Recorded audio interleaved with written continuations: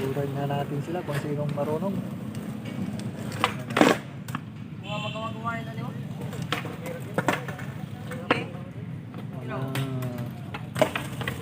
Nag-i-escape.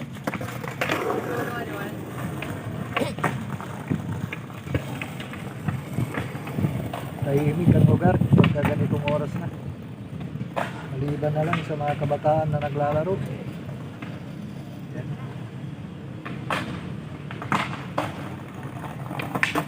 Ayan, tignan nyo yung aming Kapitolyo. Kapitolyo ng Pangasinan.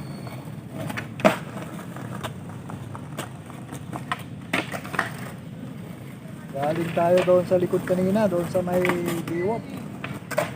Sa tabing dagat.